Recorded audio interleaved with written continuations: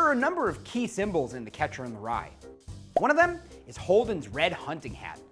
Now, Holden's red hunting hat represents a lot of his insecurities, but also his creative personality. The bright red color appeals to his desire to be someone distinct. He also likes how it looks, even if it's a little bit silly. When he wears the hat, he feels confident. He removes it and even hides it when he's feeling insecure. Giving the hat to Phoebe is a sign of his appreciation for her. She loves and accepts him when she puts it on his head. The Catcher in the Rye itself is also a symbol.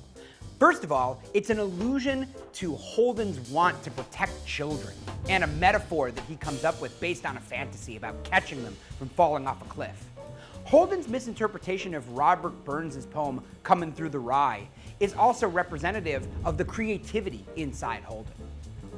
Another important symbol is Allie's baseball glove.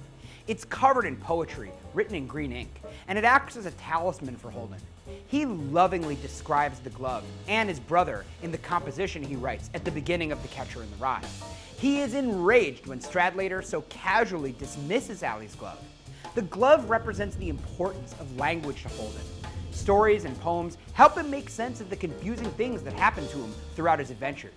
He speaks to Allie, the young poetry lover, when he's in emotional distress. The Museum of Natural History in New York is an important symbol too. Displays are frozen and unchanging, and they represent the world that Holden wishes he could live in.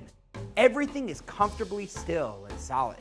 The exhibits are all in the same place every time he goes.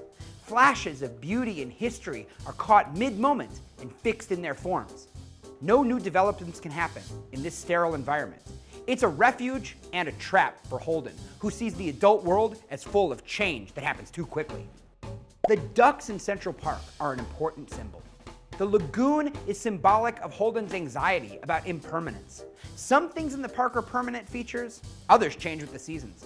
The pond sustains them in summer, but becomes hostile in the winter, and the ducks fly away from their troubles.